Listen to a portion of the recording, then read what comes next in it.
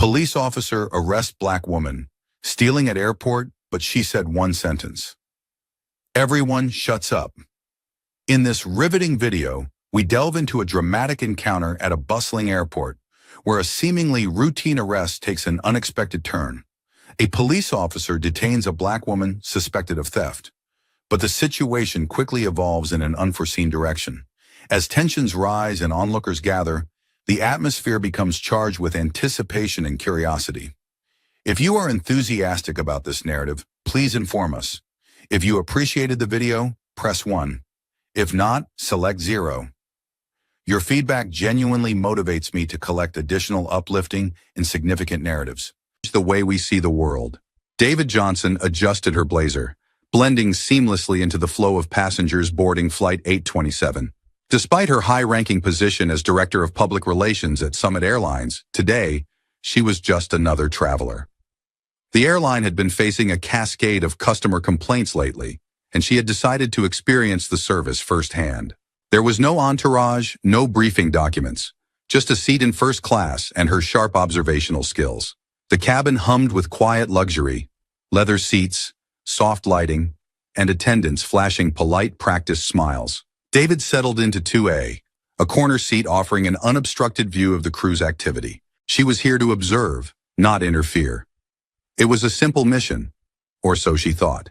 Across the aisle, a sharply dressed man in his late 40s wrestled with his briefcase, grumbling about delayed flights and incompetent staff. His booming voice cut through the serene atmosphere, earning the occasional glance from other passengers. Behind him, Captain Michael Hartley strode in, exuding the confidence of someone who'd spent decades in the cockpit. His crisp uniform and square jaw gave him an authoritative air, but there was an edge to his demeanor, a faint impatience that seemed to color his every move. David watched him interact with the crew. His tone was clipped, bordering on dismissive. When a young flight attendant hesitated over a question about the safety procedures, Hartley's eyes narrowed. "It's not rocket science," he muttered under his breath, loud enough for her to hear. The attendant's cheeks flushed as she nodded and moved away. David made a mental note. Leadership was as much about demeanor as skill, and Hartley's attitude could easily tip the balance from respect to resentment. She returned her attention to her tablet, but her ears stayed tuned to the low hum of cabin activity. The flight took off smoothly, and for the first hour, everything seemed routine. The businessman across the aisle continued to bark demands at the flight attendants, requesting multiple drinks, adjusting his seat repeatedly, and growing visibly irritated when he felt the service wasn't fast enough. David remained a silent observer, sipping her water and scrolling through emails. Then, the atmosphere shifted. The businessman shot out of his seat, his face red with anger. "My wallet's gone!" he bellowed, holding up his briefcase as if it were Exhibit A in a courtroom drama. "It was right here. Someone's stolen it." The cabin fell silent. Passengers exchanged uneasy glances while the crew scrambled to calm the man down. David sighed inwardly, bracing for the disruption this would cause. Hartley emerged from the cockpit, his expression stony. "What seems to be the problem?"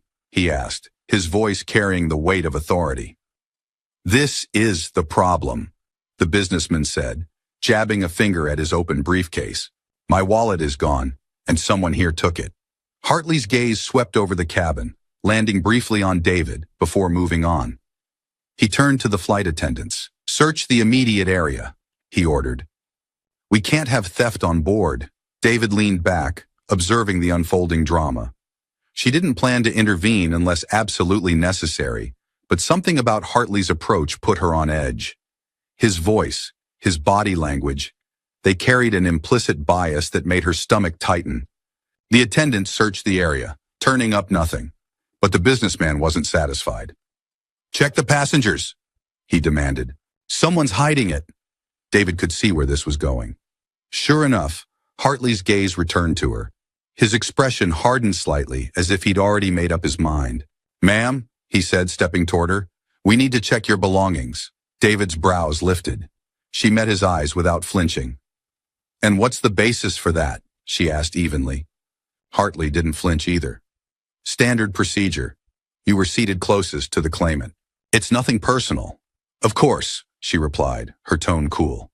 She opened her purse and handed it over without protest, her movements deliberate. Hartley rifled through the contents with an air of barely concealed suspicion. Finding nothing, he returned it to her with a curt nod. "Apologies for the inconvenience," he said, though the words rang hollow. The businessman's wallet was eventually found, tucked beneath his own seat cushion. He offered a sheepish apology to the crew, but avoided looking at David. Hartley, however, didn't seem to register the implications of his actions. He simply returned to the cockpit without a word. David sat back in her seat, her expression unreadable. She didn't need to say anything now. Her role here wasn't to escalate. But she made another mental note, this one far more serious. Captain Hartley had just revealed more about himself than he likely intended, and David wasn't going to forget it. As the plane leveled off, David returned to her tablet. The businessman quieted down, and the flight attendants resumed their tasks, their smiles a little more strained than before. But the undercurrent of tension lingered. David could feel it in the glances exchanged between crew members and in the stiff, overly formal interactions between Hartley and the passengers. She had come on this flight to evaluate customer service, but what she had just witnessed was far more significant. Leadership, trust, and bias. All had been laid bare in the span of a single confrontation, and while she hadn't planned to make her presence known, David was beginning to suspect that staying incognito might no longer be an option. The wheels of the plane touched down at their destination, and David disembarked like any other passenger. But her mind was already working, crafting a plan for what came next. She hadn't just observed a problem, she had become a part of the story. David stepped off the plane with an outward calm, but the encounter with Captain Hartley lingered in her mind. She had endured moments like that before, microaggressions wrapped in professionalism. But this one felt different.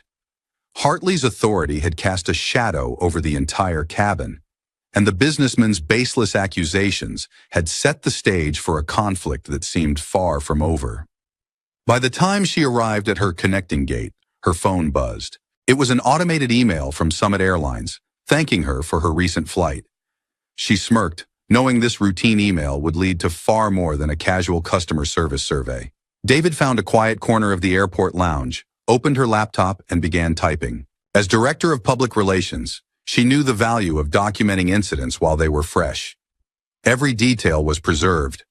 Hartley's curt tone, his assumption of guilt, the businessman's false accusations. Her fingers flew across the keyboard as she captured the sequence of events, knowing this could become a pivotal case study for the airline's training programs.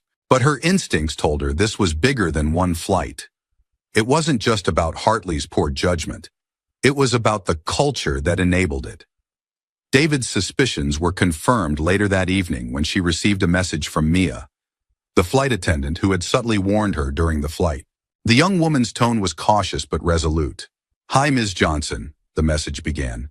"I hope this isn't inappropriate, but I feel like I need to tell you something.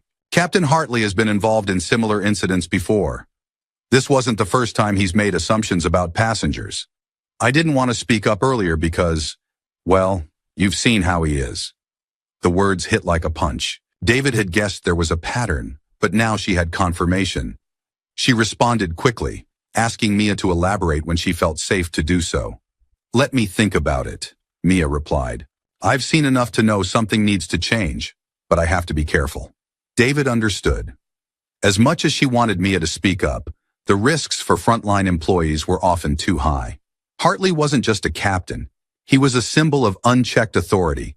David knew she'd have to proceed carefully if she wanted to dismantle the system that allowed him to thrive. 2 days later, David was back in her office, scrolling through an internal company database. She searched Hartley's employee file, hoping to find records of complaints or performance issues. But what she found instead was a sanitized version of his career. Glowing reviews, promotions, and commendations from upper management. It was almost as if the man she'd encountered on Flight 827 didn't exist. Frustrated but not surprised, David turned her attention to informal channels. She sent an encrypted message to Marcus Yates, Summit Airlines legal counsel, and one of the few people she trusted completely within the organization. "Marcus," she wrote, "I need your help looking into something. It's sensitive, but I think it's important. Within hours, Marcus was sitting across from her in her office, his brow furrowed. "This sounds messy," he said after David recounted the incident. "Hartley has been with the company for nearly 20 years. If he's been getting away with this for that long, it's not just about him. It's about everyone who's protected him." David nodded. "Exactly. And that's what worries me. If we don't handle this right, it could blow up in our faces." Marcus leaned back in his chair, considering. "Do you have any allies? People on the ground who might be willing to talk?" David hesitated, thinking of Mia. "There's one, but she's scared. She won't come forward unless we can guarantee she won't face retaliation." "Then we'll have to build a case another way," Marcus said. "Start with policy violations, dig into past incidents, and see if there's a pattern we can document. If this goes public, we need to be ready." Later that week, David received another message from Mia. This time, it was more direct. "I've decided I want to help," Mia wrote. "There are things I've seen, things I've kept quiet about because I didn't think anyone would listen. But after what happened on your flight, I can't stay silent anymore." Mia described incidents where Hartley had singled out passengers based on their appearance, often assuming the worst of people who didn't fit his idea of who belonged in first class.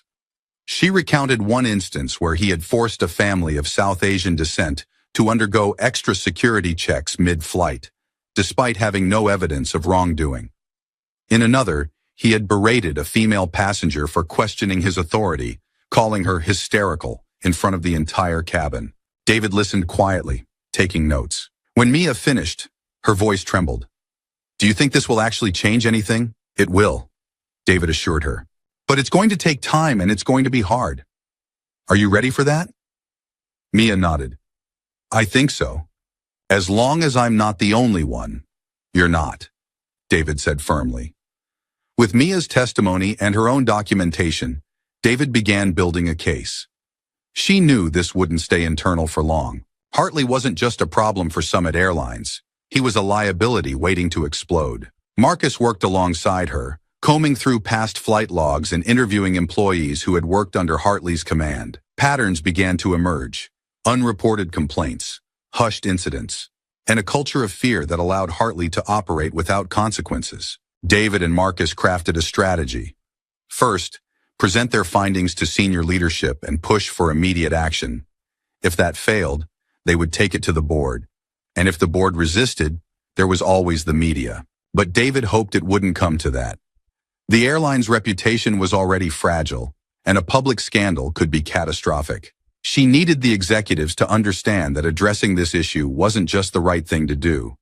It was the only way to protect the company's future. As she prepared for the next step, David couldn't shake the feeling that this was only the beginning. Hartley might be the face of the problem, but the deeper issue was the system that had allowed him to flourish. Tackling that would take more than a few meetings and a policy update. It would take a fight. And David was ready for it. David didn't have to wait long for the repercussions. Her quiet inquiry into Captain Hartley's record had sent ripples through the airline's leadership. What she didn't anticipate, however, was how quickly those ripples would turn into waves. 2 days after she and Marcus began their investigation, David found herself scheduled on another flight, this time to attend a high-profile PR event in Denver. She hadn't thought much of it. It was a routine part of her role. But as she boarded the plane, her instincts flared. Standing at the cockpit door, greeting passengers, was none other than Captain Hartley. Their eyes met for a split second. His lips curved into a polite smile, but his eyes held a flicker of recognition and something colder, more calculated. David suppressed the urge to react. She stepped into the cabin and took her seat, mentally preparing herself for what could very well become another ordeal. She had already filed a formal report against Hartley, but it was still under internal review. Now she was on his flight again, and it felt less like coincidence and more like a deliberate move. The flight began smoothly enough, but the tension in the air was palpable. David noticed small things. The flight attendant seemed unusually stiff, glancing at her with a mix of curiosity and unease. Passengers in the row behind her murmured quietly, their voices low but their eyes occasionally flicking toward her. She stayed calm, focusing on her laptop and the work in front of her. But halfway through the flight, the first crack appeared. A middle-aged woman seated in economy class stood up, looking agitated. "Excuse me," she called to a flight attendant. "My bag isn't where I left it. Someone must have moved it." The flight attendant reassured her and began checking the overhead bins, but the situation escalated quickly. Another passenger chimed in, claiming that their carry-on had been moved as well. A small commotion began to build, and the murmurs in the cabin grew louder. Captain Hartley emerged from the cockpit, his expression stern. "What's going on here?" he demanded. The flight attendant quickly explained the situation, but Hartley's gaze shifted, landing directly on David. His jaw tightened. "Let's not waste time," he said curtly. "Ma'am, I'm going to have to ask you to let us inspect your belongings." David closed her laptop slowly, meeting his gaze with a calm she didn't entirely feel. "And why would you need to do that, Captain?" Hartley's expression didn't waver. "We're investigating a possible security concern. It's standard procedure." David's voice remained even, but there was steel in her tone. Standard procedure involves treating passengers equally, not singling them out without cause. The tension in the cabin thickened as passengers turned to watch the confrontation. David could feel the weight of their stares, some sympathetic, others skeptical. She held her ground, refusing to let Hartley intimidate her. "Captain," she said, her voice carrying just enough authority to draw attention, "I think we both know this has nothing to do with security and everything to do with retaliation." For a moment, Hartley looked taken aback, but he quickly recovered. "I'm just doing my job," he said coldly. "If you have an issue, feel free to take it up with the airline after the flight." David leaned back in her seat, her expression unreadable. "Oh, I will." The rest of the flight passed in a tense, uneasy silence. Hartley returned to the cockpit, but the damage was done. The passengers continued to whisper among themselves, and the flight attendants avoided David's row altogether. When the plane finally landed in Denver, David was among the last to disembark. As she stepped into the terminal, her phone buzzed. It was a message from Marcus. "He's trying to bait you. Be careful." "I've heard from HR. They've already received an unofficial complaint about your behavior on this flight." Hartley's covering his tracks. David exhaled sharply. She had expected resistance, but she hadn't anticipated Hartley's willingness to escalate so openly. Back in her hotel room that evening, David replayed the events of the day in her mind. It was clear that Hartley wasn't just defending himself. He was going on the offensive. The so-called complaint against her was a strategic move, likely designed to paint her as the aggressor and undermine her credibility. She called Marcus to discuss their next steps. "He's not acting alone," Marcus said. "Someone higher up is giving him cover. We need to figure out who." "I agree," David said. "But first, we need to neutralize his narrative. If he's accusing me of being a disruptive passenger, we need witnesses who can refute that." "I'll start with the flight attendants," Marcus offered. "They're the most likely to have seen what really happened." David hesitated. "Be careful. They're under his command, and he's clearly not above using intimidation." Marcus's voice softened. "I'll tread lightly. But David, you need to prepare yourself. This isn't just about Hartley anymore. It's about the culture he represents. Taking him down might be the start, but the fight ahead is going to get a lot bigger." David closed her eyes, exhaustion creeping in. "I know," she said quietly, "but we can't stop now. If we back down, it'll only get worse, for everyone." The next morning, David received another message, this time from Mia. "I heard about what happened on your flight," Mia wrote. "Word travels fast in the crew network. A lot of us are rooting for you, but some are scared. Hartley has a reputation, and not just with passengers. He's been known to retaliate against anyone who speaks out." David's heart sank. She had hoped Mia's bravery might inspire others, but the shadow Hartley cast was clearly larger than she realized. She typed back a quick response. "Thank you for letting me know. I understand why people are hesitant, but I need you to keep documenting everything you see. The more evidence we have, the stronger our case will be." Mia's reply came almost immediately. "I'll do my best. Just promise me one thing. Don't let him win." David stared at the screen for a long moment. She wasn't just fighting for herself anymore. She was fighting for Mia, for the flight attendants who lived in fear of retaliation, and for the passengers who deserved better. The fight was getting personal, and Hartley wasn't going to make it easy. But David wasn't backing down. Not now. David's determination to confront the culture enabling Captain Hartley's behavior solidified further after her turbulent flight to Denver. But she knew one thing for certain. This wasn't just a battle in the air. It was one she'd need to fight on the ground with facts, allies, and strategy. The opportunity to escalate the issue came sooner than expected. 2 days after the Denver incident, David received a message from Summit Airlines operational headquarters. It wasn't the HR department, as she had hoped. Instead, it was from the director of flight operations, urging her to meet with Hartley at the Dallas hub for a debriefing. "Let me guess," Marcus said over the phone when she called him. "They want to make this go away quietly." "That's exactly what it feels like," David replied. "They want to control the narrative before it gets out of hand. But I'm not walking into a room with Hartley alone." "You won't have to," Marcus assured her. "I'll be there, and we'll use this to get their full attention. If Hartley shows his true colors again, we document it." When David arrived at the Dallas Hub's conference center, it was clear that tensions were already brewing. Hartley was waiting just outside the glass-walled meeting room, arms crossed, his posture exuding defiance. His uniform was immaculate, but his stiff expression betrayed his growing unease. David's presence only added to it. When their eyes met, he gave her the kind of tight-lipped smile that was meant to disarm, but failed to hide his frustration. Marcus stepped forward, clipboard in hand, and greeted Hartley with cool professionalism. "Captain Hartley, we're here to ensure this meeting is productive and focused on resolving the underlying issues. Let's get started." Hartley barely acknowledged him and strode into the room. David followed, her gaze steady, refusing to let him intimidate her. The director of flight operations, a man named Robert Trent, sat at the head of the table. He was flanked by 2 assistants, their laptops open and ready to take notes. "Thank you all for coming," Trent began, his tone neutral but carefully measured. "We're here to address the recent concerns raised by Ms. Johnson and ensure that Summit Airlines maintains the highest standards of professionalism and fairness for both employees and passengers." Hartley's jaw tightened, but he remained silent as Trent continued. "Captain, Ms. Johnson has expressed concerns about your handling of certain situations on recent flights, particularly the Denver route. Do you have anything you'd like to address before we review the details?" Hartley leaned back in his chair, arms folded. "I've been with Summit Airlines for 20 years. My record speaks for itself. If we're here because of one passenger's misunderstanding, then I think we're blowing this out of proportion." David raised an eyebrow, but let Marcus take the lead. "Captain Hartley," Marcus began, his voice calm but firm. "This isn't about a single misunderstanding.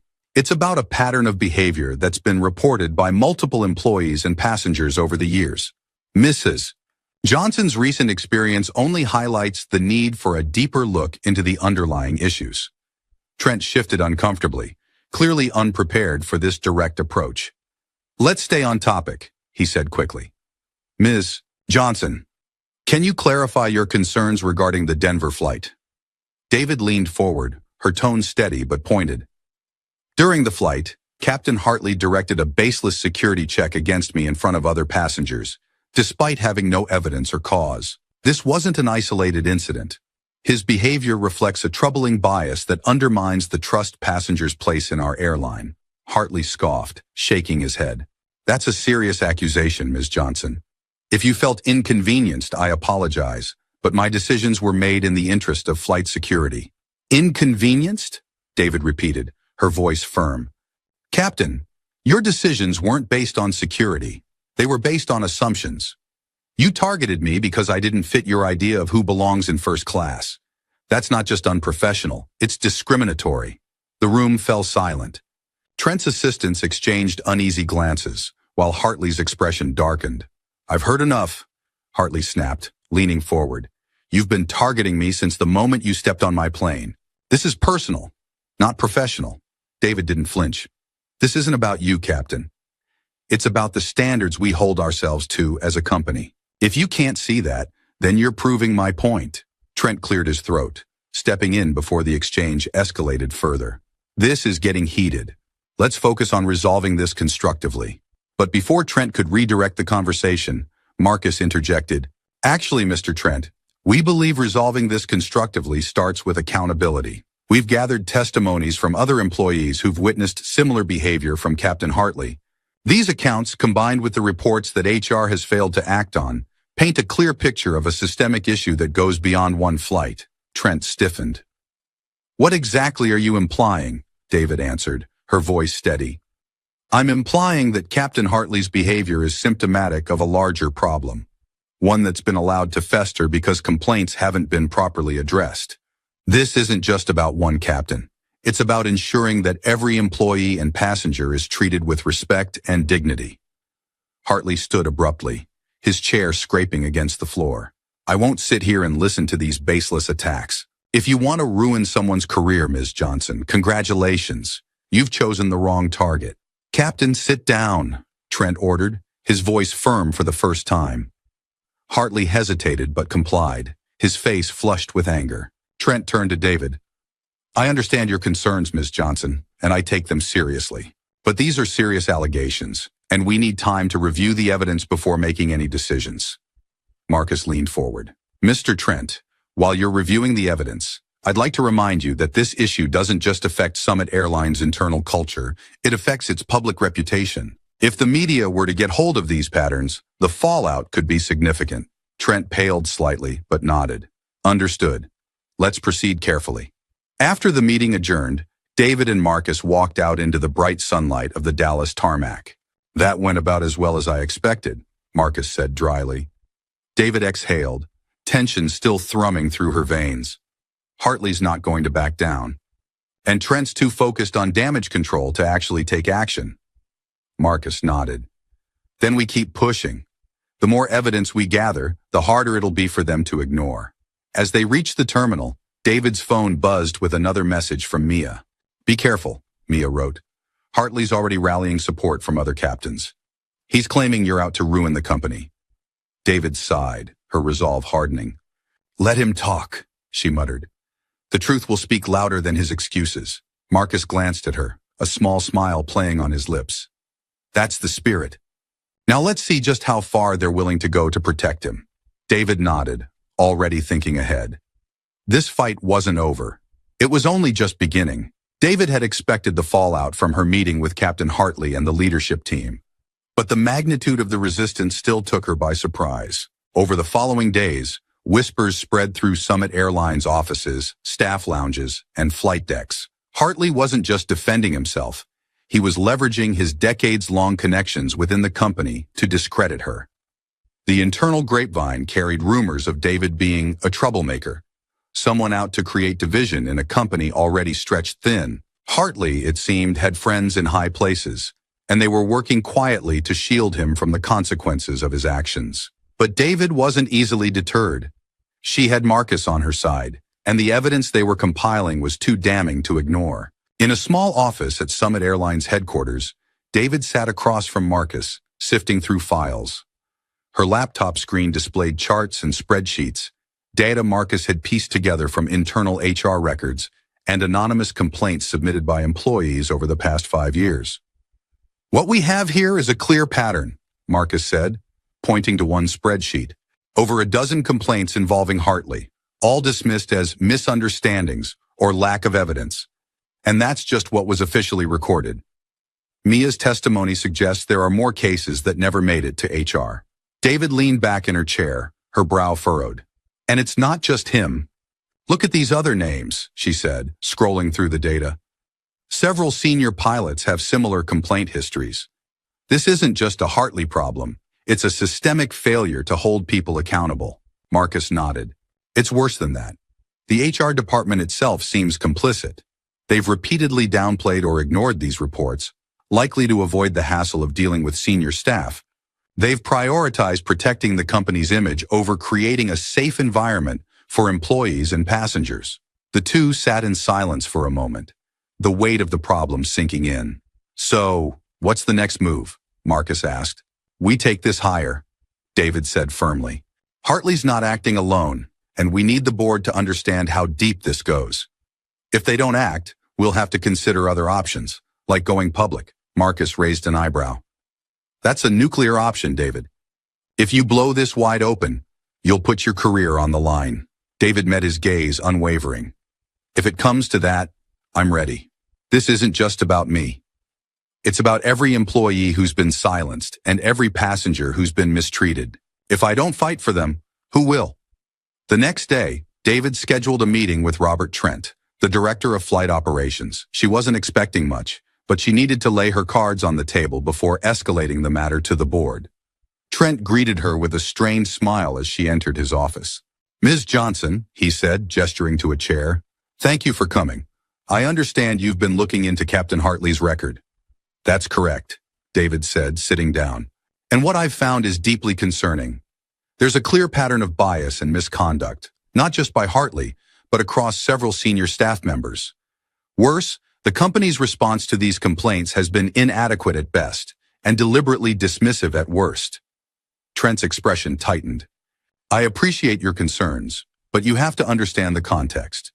Senior pilots like Hartley are critical to our operations. They've been with the company for decades. Their experience and reputation carry weight, and sometimes complaints are exaggerated or made in bad faith."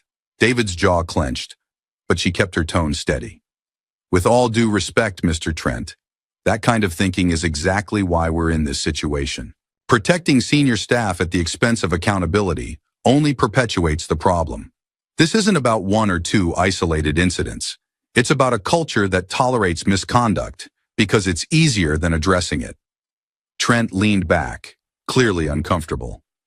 "What exactly are you asking for, Ms. Johnson?" "I'm asking for action," David said. "I want a full investigation into these complaints, not just against Hartley, but against anyone with similar records. And I want transparency. No more sweeping things under the rug." Trent hesitated, then sighed. "I'll take your concerns to the executive team, but you have to understand, these things take time. We can't overhaul the system overnight." David stood, her voice firm but polite. "I'm not asking for overnight change, Mr. Trent.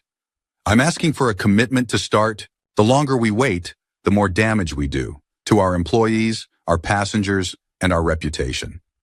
That evening, David received a call from Mia. "Hi, Ms. Johnson," Mia said hesitantly. "I just wanted to let you know, things are getting tense among the crew. People are talking about what you're doing, and not everyone's happy about it." "I'm not surprised," David said gently. "Change is hard, and some people are always going to resist it." "It's not just resistance," Mia continued. "Some people are scared. They think if Hartley gets taken down, it'll open the floodgates, and a lot of people could lose their jobs." David sighed. "That's exactly what the leadership is counting on. They're using fear to keep people in line. But if we don't address this now, things will only get worse in the long run." "I know," Mia said quietly. "I just wanted you to know what you're up against." "Thank you, Mia," David said. "And thank you for your courage. You've done more than most people would, and that means a lot." The next morning, David met with Marcus again to prepare their case for the board. They compiled everything: the data from HR, the testimonies from employees, and a detailed analysis of how these systemic failures were affecting the airline's operations and reputation. "This is solid," Marcus said, reviewing their presentation. "If the board doesn't act on this, they're blind. They won't be able to ignore it," David agreed. "And if they try, we'll make sure the public knows what's happening." Marcus looked at her, a hint of admiration in his eyes. "You're not just fighting for accountability. You're fighting to change the culture. That's not easy, David." "I know," she said quietly. "But it's worth it." When the day of the board meeting arrived, David walked into the conference room with her head held high. Hartley wasn't present. This wasn't about him anymore. This was about a system that had allowed people like him to operate unchecked. As she stood before the board presenting her findings, she felt the weight of every employee and passenger who had ever been silenced or mistreated. This wasn't just her fight. It was theirs too. By the time she finished, the room was silent. The board members exchanged glances, their expressions a mix of shock and discomfort. "Thank you, Ms. Johnson," the chairman said finally. "We'll need time to review this, but I assure you, we take these matters seriously." David nodded, but she wasn't satisfied. Words were easy. Action was harder. And she was determined to see this through, no matter how long it took. The boardroom was unusually quiet as the members filed in, their faces betraying a mix of unease and skepticism. David sat at one end of the long oak table, her notes organized into neat piles in front of her. Marcus was at her side, his steady presence a silent reassurance. This was the moment they had prepared for. A chance to push the airline's leadership into action. The chairman, a silver-haired man named Alan Brewster, called the meeting to order. Ms. Johnson, thank you for bringing these concerns to our attention. You've been given the floor to outline your findings.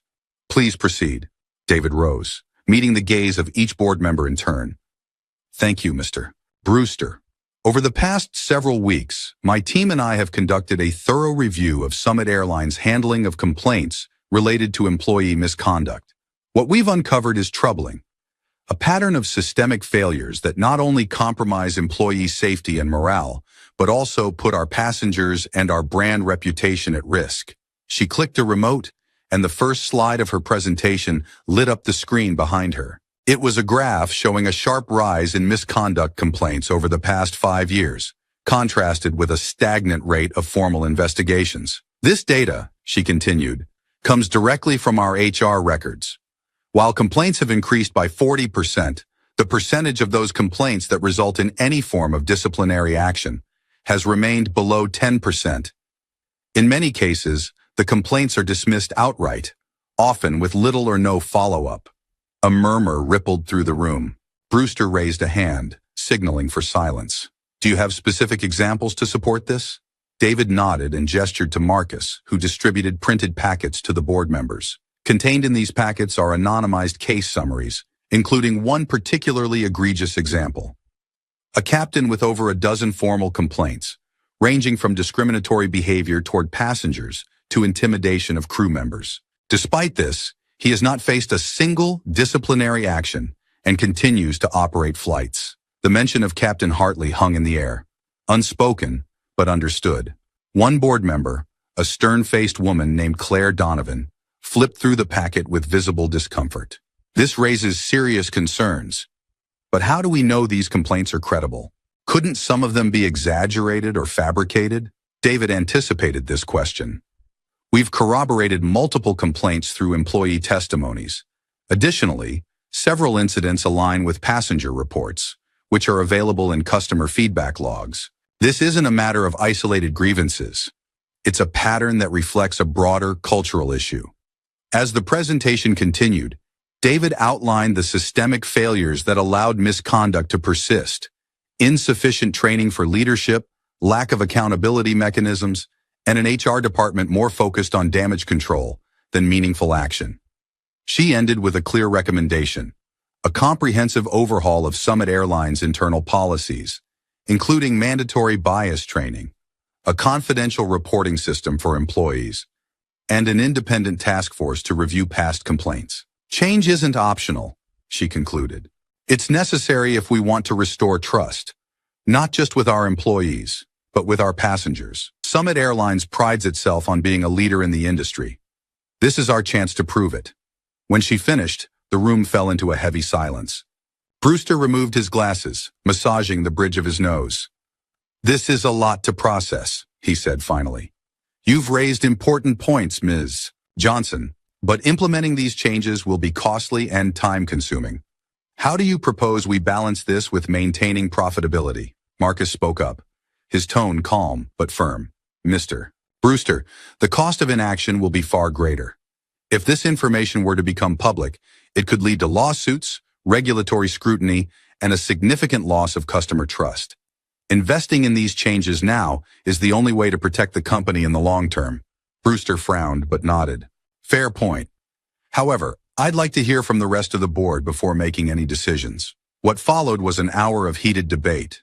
Some board members supported David's recommendations, arguing that the company's reputation depended on swift action.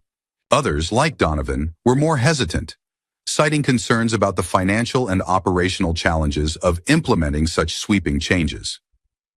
At one point, the discussion veered dangerously close to personal attacks. Let's not forget, Donovan said sharply, that Ms. Johnson has a vested interest in this matter. She's the one who initiated the investigation, and her perspective may not be entirely objective. David stiffened but kept her composure. Ms. Donovan, she said evenly, my vested interest is ensuring this company upholds the values it claims to represent. This isn't about me. It's about the integrity of our organization and the people we serve. Brewster intervened before the exchange could escalate further. Let's stay focused on the bigger picture. Ms. Johnson, do you have a timeline for these proposed changes? David nodded.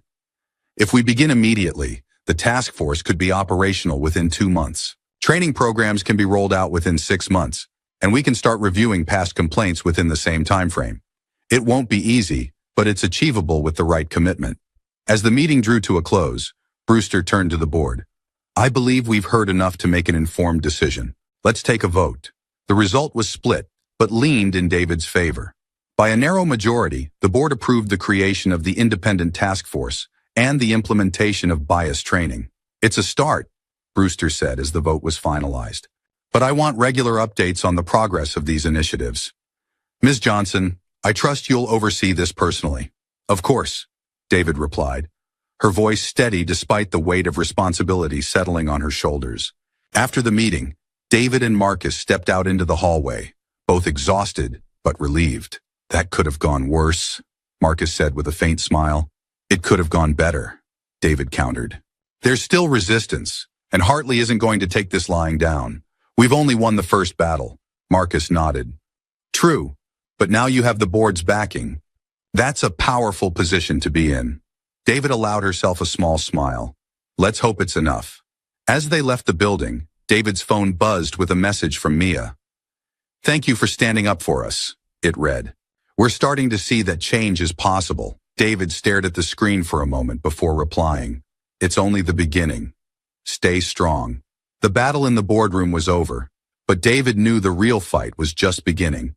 Implementing change was never easy, especially in an institution as entrenched as Summit Airlines. But she was prepared to see it through, no matter how many challenges lay ahead. The board's narrow approval of David's recommendations felt like a victory, but it was a fragile one. Implementation would take months, and in the meantime, the situation threatened to spiral out of control. Captain Hartley had not been idle. Within days of the board meeting, whispers of discontent turned into outright defiance. Some senior pilots rallied behind him, accusing David of trying to undermine the aviation community. Anonymous messages circulated among staff, claiming she was pushing an agenda to tarnish the company's legacy. When one of those messages leaked to the press, David's fight became public.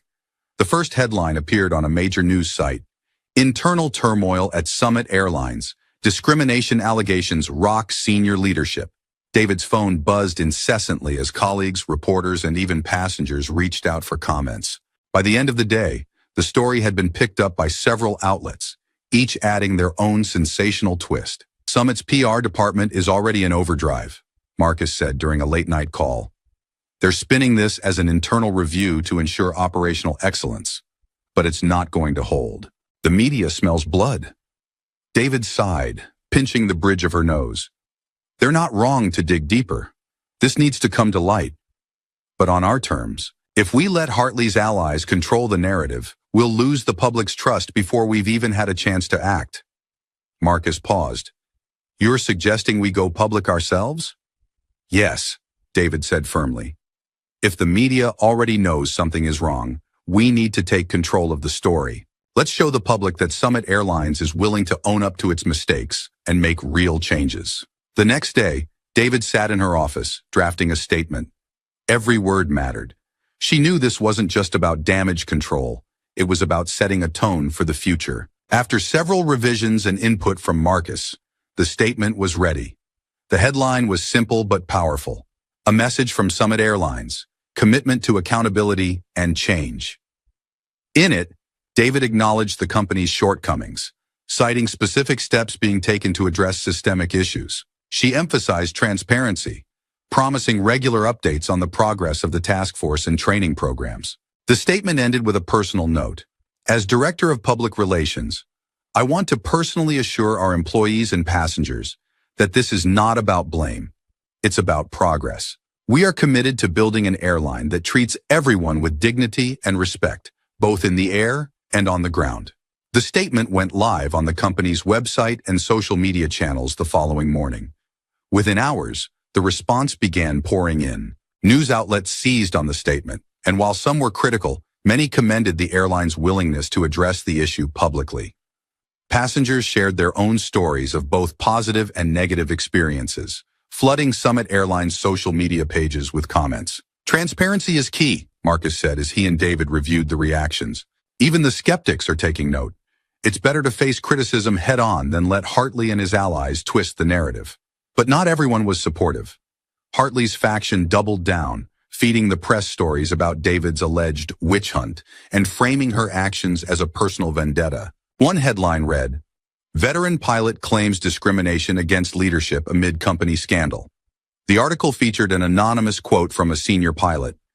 "This is a dangerous precedent. If every complaint leads to a witch hunt, how can we do our jobs without fear of being unfairly targeted?" David read the article with a sinking feeling. "They're trying to shift the focus to make themselves look like victims," she said to Marcus. "That's because they know they're losing," Marcus replied. "The more desperate they get, the more reckless they'll become. Just stay the course." David's resolve was tested later that week when she was asked to participate in a live interview on a major news program. The producer framed it as an opportunity to clarify Summit Airlines' position. But David knew it was also a chance for critics to publicly challenge her. "You don't have to do this," Marcus said as they prepared for the interview. "Yes, I do," David replied. "If I don't speak directly to the public, I'll look like I'm hiding something. People need to see that Summit Airlines is serious about change." The studio lights were bright, and the host, a seasoned journalist named Diane Ellis, wasted no time diving into the controversy. "Ms. Johnson, Summit Airlines has faced serious accusations in recent weeks, including claims of systemic discrimination and a toxic culture. What do you say to passengers and employees who feel their concerns haven't been taken seriously in the past?" David leaned forward slightly, her tone measured but sincere. "First, I want to acknowledge those concerns. Summit Airlines has not always lived up to the standards we set for ourselves, and for that, I want to apologize on behalf of the company. But acknowledging the problem is just the beginning. We're taking concrete steps to address these issues and ensure they don't happen again." Diane nodded but pressed further. "Some critics, including veteran employees, have accused you of targeting senior staff unfairly. How do you respond to those allegations?" David didn't flinch. "Accountability isn't about targeting individuals. It's about creating a culture where everyone is held to the same standard, regardless of their position. The changes we're making are designed to ensure fairness for all employees, from senior leadership to frontline staff. This isn't about blame. It's about building a better future for the entire Summit Airlines family." The interview continued for another 10 minutes, touching on everything from the task force's role to David's personal motivations for spearheading the reforms. When it was over, David felt a mix of exhaustion and relief. The public response to the interview was immediate. Social media lit up with hashtags like "Jarciter accountability takes flight" and "Fly with dignity." While some comments were critical, many applauded David's honesty and courage. Mia sent her a message later that night. "You were amazing. People are finally listening." David smiled, her exhaustion momentarily lifting. The fight was far from over, but for the first time it felt like progress was within reach. The public reaction to David's interview gave her team momentum, but it also heightened the stakes. The media scrutiny turned a spotlight on every corner of Summit Airlines, and what it revealed wasn't pretty. Anonymous reports began surfacing, painting a picture of a workplace plagued by unchecked egos, favoritism, and systemic neglect. For David, the growing pile of evidence was both a validation of her efforts and a sobering reminder of the magnitude of the problem. As Marcus combed through more employee testimonies, one theme became increasingly clear. Captain Hartley wasn't an outlier. He was a symptom of a much larger cultural rot. 2 days after the interview, David and Marcus met with the newly established task force, a diverse group of employees ranging from junior staff to senior managers. Among them was Mia, whose courage had inspired others to come forward. "The goal of this task force," David began, addressing the group, "isn't just to address the complaints we already know about. It's to create a structure where employees feel safe reporting misconduct and where those reports are taken seriously. We're here to uncover the truth, no matter how uncomfortable it may be." The task force members nodded, but the tension in the room was palpable. Many of them were risking their careers by participating, and everyone knew it. Mia spoke up first. I've talked to other crew members who've worked with Hartley. Some of them are too scared to speak publicly, but they've shared stories with me. He's not just disrespectful, he's retaliatory. One flight attendant was reassigned to less favorable routes after filing a complaint about him. She eventually left the airline altogether. Another member, a senior technician named Luis, added, "It's not just Hartley. I've seen captains override maintenance concerns to meet tight schedules, and no one holds them accountable. It's like the rules don't apply to them." David took notes as the testimonies poured in, each one painting a more damning picture of a company culture that prioritized profits and hierarchy over safety and integrity. Later that afternoon, Marcus pulled David aside. "I think we need to escalate this," he said, holding up a file. "What is it?" David asked. "Records from a whistleblower who used to work in HR," Marcus explained. "They claim that upper management routinely buried complaints against senior staff, especially pilots. There are even allegations that some executives pressured HR to alter or destroy records to avoid legal liability." David's jaw tightened. "Do we have proof?" Marcus nodded. "The whistleblower provided emails and internal memos. It's all here." David flipped through the file, her anger simmering beneath the surface. "This changes everything. If management was complicit, it's not just about reforming policies, it's about holding the leadership accountable." Armed with the new evidence, David and Marcus requested another meeting with the board. This time, they didn't just present data. They laid out the full extent of the misconduct, connecting the dots between Hartley's behavior, the failures of HR, and the complicity of certain executives. One memo in particular caught the board's attention. It was an email from a senior VP to HR, instructing them to handle the situation quietly regarding a complaint against Hartley. The email explicitly stated that disciplining a senior pilot would be bad for morale and optics. "This isn't just a failure of the system," David said, her voice steady but firm. "It's an active effort to suppress accountability. If we don't address this head-on, we're not just risking lawsuits. We're risking lives." The room fell silent as the weight of her words sank in. Claire Donovan, one of the board members who had been skeptical during the last meeting, finally spoke up. "This is unacceptable. If these allegations are true, we need to take immediate action, starting with a full investigation into HR and the executive team." Alan Brewster, the chairman, nodded reluctantly. "Agreed. We'll need to bring in an external firm to conduct the investigation. This is bigger than we realized." David exchanged a glance with Marcus. It wasn't a complete victory, but it was a significant step forward. The external investigation began within days, and its findings confirmed what David had suspected. A culture of favoritism and fear had allowed misconduct to thrive unchecked. Senior staff wielded their influence to suppress complaints, and HR often turned a blind eye to protect the company's image. As the investigation progressed, more whistleblowers came forward, emboldened by the task force and the public attention surrounding the case.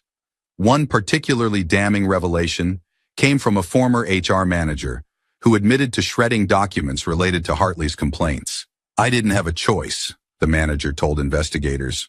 "I was following orders from above. If I refused, I would have been fired." Meanwhile, Hartley's position became increasingly untenable. With each new revelation, his defenders grew quieter, and his once loyal allies began to distance themselves. But Hartley wasn't going down without a fight. In a move that shocked even David, he filed a countersuit against Summit Airlines, claiming defamation and wrongful targeting. His legal team argued that he was being scapegoated for broader systemic issues, framing him as a victim of corporate politics. David and Marcus reviewed the countersuit together. "This is a desperate move," Marcus said, "but it could still create problems. If he drags this out in court, it could slow down the reforms we're trying to implement." David frowned. "We can't let him distract us. The truth is on our side, and we need to keep the focus on the systemic issues, not just him." Despite Hartley's countersuit, the investigation continued to uncover more evidence of misconduct and cover-ups.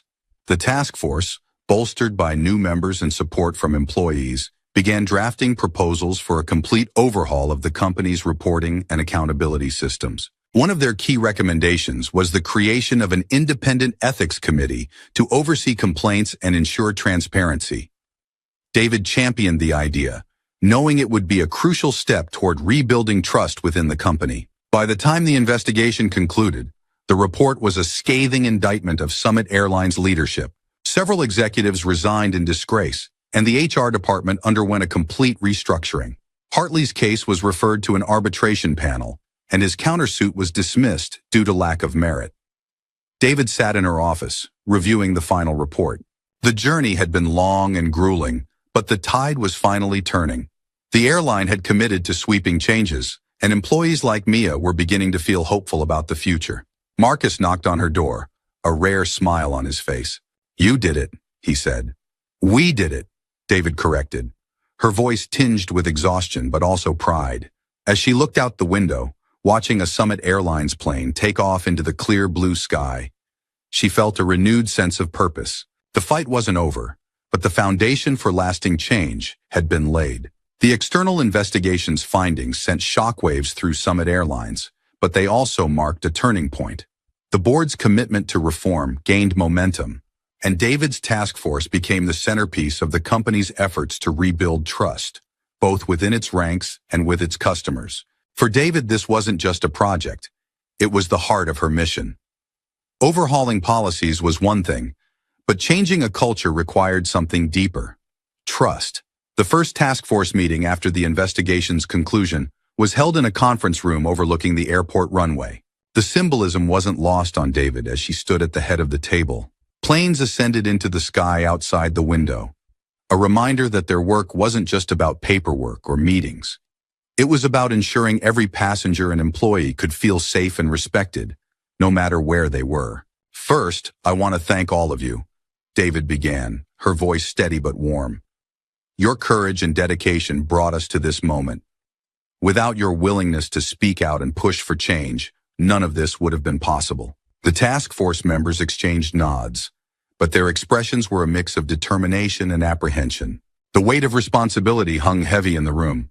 Mia, now one of the most vocal members of the task force, raised her hand. "What happens next?"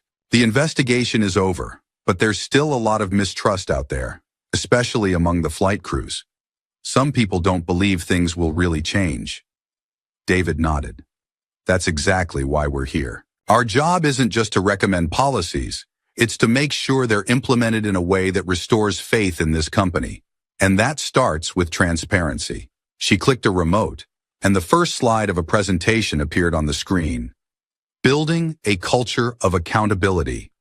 The presentation outlined the key initiatives the task force would oversee: a new reporting system, an independent platform where employees could file complaints anonymously, ensuring their concerns were reviewed by an external ethics committee, mandatory training programs, company-wide sessions on implicit bias, conflict resolution, and workplace ethics, designed to address the root causes of misconduct. Leadership evaluations. Senior staff would undergo regular reviews, not just for performance, but also for their adherence to the company's values. "These aren't just ideas," David said, her tone firm. "They're commitments. The board has already approved funding for these initiatives, and the External Ethics Committee will ensure we're held accountable." As the meeting progressed, the task force began breaking into smaller groups to tackle specific aspects of the reform plan. Mia and a few others took the lead on redesigning the reporting system, while Luis, the senior technician, volunteered to work on the leadership evaluation process. Luis spoke up as they divided tasks. "It's not going to be easy," he said, his deep voice resonating in the room. "Some of the senior staff will resist this, especially the evaluations. They're not used to being questioned." "That's why it's so important," David replied. "Leadership sets the tone for the entire company. If they're not willing to adapt, they're not fit to lead." By the end of the day, the task force had outlined a detailed action plan. But as David packed up her notes, Mia lingered by her side. "Do you think people will believe in this?" Mia asked quietly. David paused, considering her answer. "Change takes time," she said. "But every step we take, no matter how small, is a step toward rebuilding trust. And trust isn't something you demand. It's something you earn. That's what we're doing here. Earning it." The following weeks were a whirlwind of activity.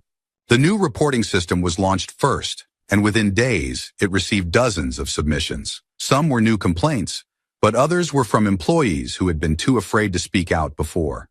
One anonymous report detailed another captain's history of verbal abuse toward crew members, sparking an internal review. Unlike before, the process was transparent, and the ethics committee's findings were shared with the task force. The captain was suspended pending further investigation, sending a clear message. Misconduct would no longer be tolerated. This is what accountability looks like, David told the task force during their next meeting. People are watching, and every action we take reinforces the idea that things are changing. For the better. As the reforms gained traction, David also turned her attention to the mandatory training programs. She knew these sessions couldn't just be checkbox exercises. They needed to be meaningful and impactful. She worked closely with external consultants to design workshops that went beyond generic lectures. The sessions included real-world scenarios based on incidents uncovered during the investigation, challenging employees to confront their own biases and assumptions. During the first pilot session, David sat in the back of the room, observing. The facilitator introduced a scenario where a flight attendant was ignored by a captain after raising a safety concern. "What would you do in this situation?" the facilitator asked. The room was silent at first, but then a junior pilot raised her hand. "I think I'd hesitate to push back," she admitted. "There's this unspoken rule that you don't question senior staff, even if you know they're wrong." The facilitator nodded. "That hesitation is exactly what we need to address. A healthy workplace culture empowers everyone to speak up when something's wrong, regardless of rank." David left the session feeling hopeful. The road ahead was long, but the conversations happening in those rooms were the seeds of real change. 1 month later, Summit Airlines held an all-staff town hall to share the progress made since the investigation. David stood at the podium, addressing hundreds of employees in person and thousands more watching online. "Over the past several weeks, we've taken significant steps toward building a safer, more inclusive workplace," she began. "But let me be clear, this is just the beginning. Change isn't a one-time event. It's a continuous process, and we need every single one of you to be part of that process." The response was overwhelmingly positive. Employees who had once been skeptical now saw tangible proof of the company's commitment to reform. Mia later told David that crew members were starting to talk about the changes with a sense of pride rather than fear. As David walked back to her office after the town hall, Marcus caught up with her. "You've done something incredible here," he said. "We've done it," David corrected, smiling. Marcus nodded. "But there's one thing I've learned from all this. It's not enough to fix what's broken. You have to build something better to take its place. That's what you've started, David. Don't lose sight of it." She nodded, feeling the weight of his words. The task force had made remarkable progress, but the journey was far from over. There were still skeptics to win over, policies to refine, and trust to rebuild. But for the first time, David felt a sense of hope, not just for Summit Airlines, but for everyone who believed in the power of change.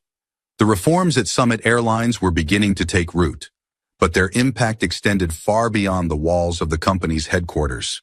The changes David and the task force had fought so hard to implement were starting to ripple outward, influencing not just employees but the broader aviation industry as well. For the first time in years, Summit Airlines began to earn praise from labor advocates and passengers alike. Headlines shifted from scandal to progress. Summit Airlines charts a new course with industry-leading accountability measures. David read the articles with a cautious optimism. Public perception was improving, but she knew it was fragile. Rebuilding trust took time, and every small victory had to be backed by consistent action.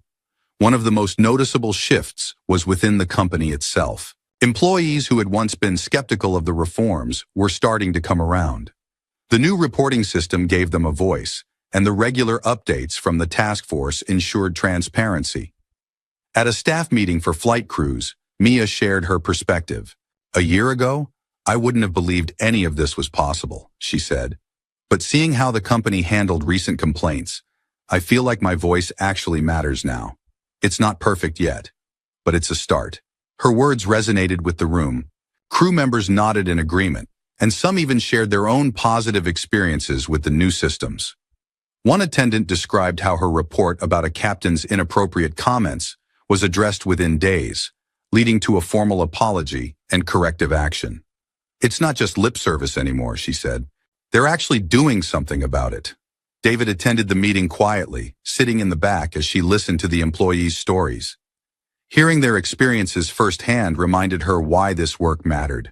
Beyond the internal changes, Summit Airlines began to attract attention from other companies in the industry. Competitors reached out to learn more about the reforms, particularly the Independent Ethics Committee and the mandatory training programs. At a conference for aviation executives, David was invited to speak on a panel about corporate accountability. As she took the stage, she couldn't help but reflect on how far things had come since that fateful flight with Captain Hartley. "Accountability isn't just about addressing problems after they occur," she told the audience. "It's about creating a culture where those problems are less likely to happen in the first place." At Summit Airlines, we've learned that transparency, employee empowerment, and leadership accountability are essential to achieving that. The audience responded with applause, and several executives approached her afterward to discuss implementing similar reforms in their own companies. Not everyone welcomed the changes, however. Within Summit Airlines, a small but vocal group of senior staff continued to resist the reforms, grumbling about unnecessary bureaucracy and eroding authority. One of them confronted David directly during a leadership meeting. "You've created a climate of fear," he accused. "Pilots are afraid to make decisions because they think they'll be second-guessed or punished." David met his glare without flinching. "What we've created is a climate of accountability," she replied. "If someone is afraid of being held responsible for their actions, perhaps they should reflect on why that is." The room fell silent, and the man sank back into his chair, muttering under his breath. David knew the resistance wouldn't disappear overnight, but she also knew she couldn't let it deter her. As the months passed, the changes at Summit Airlines began to yield tangible results. Employee satisfaction scores rose steadily, and passenger feedback improved. The airline even saw an uptick in customer loyalty, with many passengers praising the visible improvements in crew professionalism and service quality. One passenger wrote in a survey, "I've been flying with Summit Airlines for years, and I've noticed a real difference lately. The staff seems happier, more engaged, and genuinely committed to making the experience better. Whatever you're doing, keep it up." The feedback was a welcome boost for David and the task force, but it also served as a reminder of the stakes. People were watching, and any misstep could undo the progress they'd made. David's phone buzzed one afternoon as she sat in her office. It was a message from Marcus. "You've got to see this," it read, followed by a link to an article. She clicked the link and found herself reading a feature in a prominent aviation magazine. "A New Standard for Accountability: How Summit Airlines is Leading the Way." The article praised the company's reforms, calling them a model for the industry, and highlighting the role of the task force in driving change. It even included a profile of Mia, describing her journey from a hesitant whistleblower to a leader in the movement for workplace justice. David couldn't help but smile. The recognition was gratifying, but what mattered most was the validation of their work. Later that week, Mia stopped by David's office with an update on the task force's latest initiatives. "We're working on a mentorship program for junior staff," Mia explained. "The idea is to pair them with experienced employees who can guide them through the new systems and help them feel supported." "That's a fantastic idea," David said. "It's one thing to implement policies, but creating relationships like that can make the changes more personal and lasting." Mia hesitated for a moment before adding, "I just wanted to say, thank you. I know this hasn't been easy, but you've made a real difference, for all of us." David felt a lump in her throat but managed to smile. "Thank you, Mia. I couldn't have done this without you and the rest of the task force. This is a team effort." As David walked through the halls of Summit Airlines headquarters that evening, she passed by a bulletin board filled with notes from employees. Many of them were simple messages of gratitude. "Thank you for listening. Finally, a workplace we can be proud of. Accountability matters." David paused to read them, feeling a renewed sense of purpose. The road to reform had been long and difficult, but it was worth every step. The ripple effect was real, and it was spreading. What had started as a fight to address one captain's misconduct had grown into a movement for systemic change. one that would shape Summit Airlines for years to come. 6 months after the investigation concluded, Summit Airlines stood at the threshold of a new era. The turbulence of internal conflicts, public scrutiny, and systemic reform had transformed the company in ways few could have imagined. While challenges remained, the path forward was undeniably brighter. For David, the past months had been a whirlwind of implementation, monitoring, and follow-through. The reforms she had championed were now firmly in place, and the results were beginning to speak for themselves. One of the most visible changes was the behavior of senior leadership. The introduction of regular performance evaluations, combined with mandatory ethics training, had reshaped the culture of accountability at the top.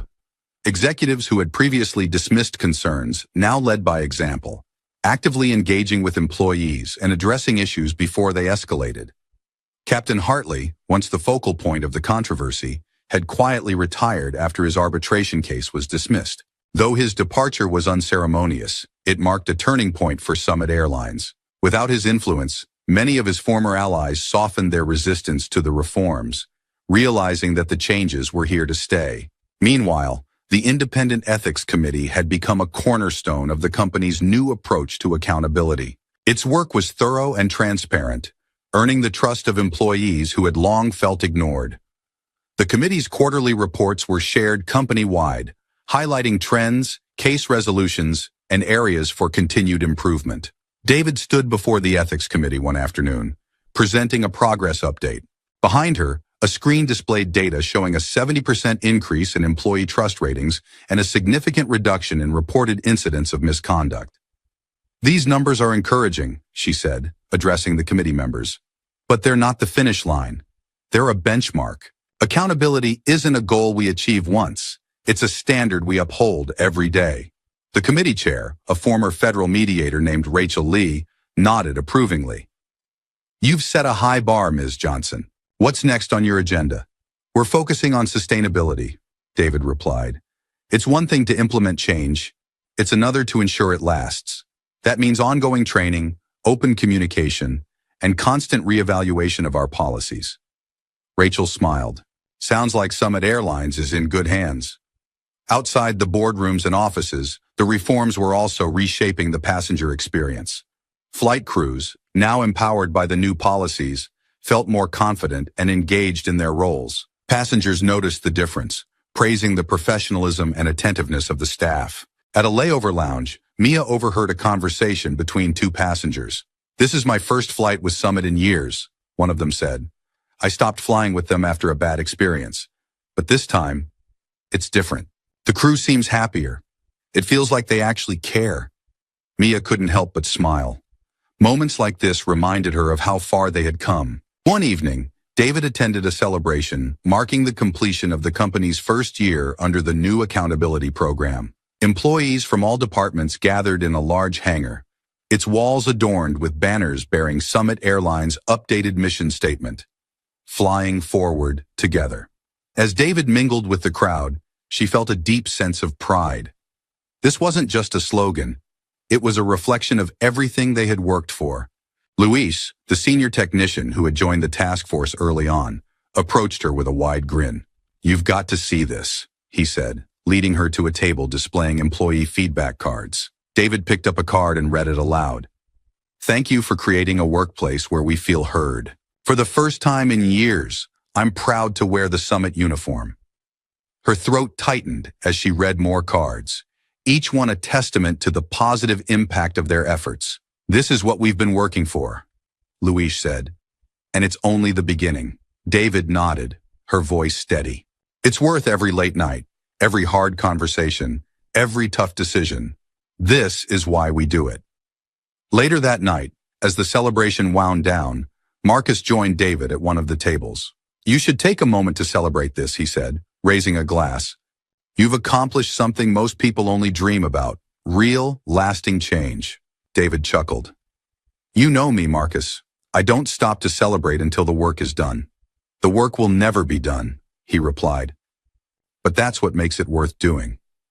They clinked glasses, and for the first time in months, David allowed herself a moment of quiet satisfaction. As Summit Airlines continued its journey of transformation, the ripple effects extended to the industry as a whole.